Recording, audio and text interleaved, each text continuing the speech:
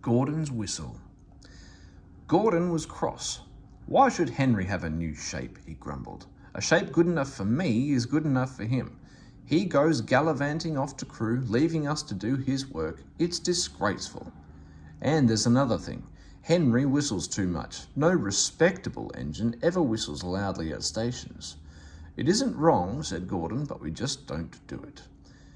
Poor Henry didn't feel happy anymore. Never mind, whispered Percy. I'm glad you were home again. I like your whistling. Goodbye, Henry, called Gordon next morning as he left the shed. We are glad to have you with us again, but be sure and remember what I said about whistling. Later on, Henry took a slow train and presently stopped at Edward's station. Hello, Henry, said Edward. You look splendid. I was pleased to hear your happy whistle yesterday. Thank you, Edward, smiled Henry. Shh, shh. Can you hear something? Edward listened. Far away, but getting louder and louder, was the sound of an engine's whistle. It sounds like Gordon, said Edward, and it ought to be Gordon, but Gordon never whistles like that.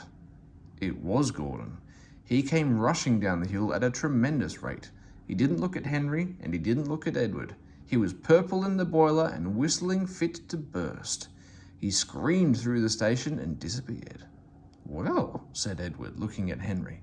It isn't wrong, chuckled Henry, but we just don't do it. And he told Edward what Gordon had said. Meanwhile, Gordon screeched along the line. People came out of their houses. Air raid sirens started. 5 fire brigades got ready to go out. Horses upset their carts, and old ladies dropped their parcels. At a big station, the noise was awful. Porters and passengers held their ears. The fat controller held his ears too. He gave a lot of orders, but no one could hear them, and Gordon went on whistling. At last, he clambered into Gordon's cab. Take him away, he bellowed, and stop that noise. Still whistling, Gordon puffed sadly away. He whistled as he crossed the points. He whistled on the siding. He was still whistling as the last deafened passenger left the station.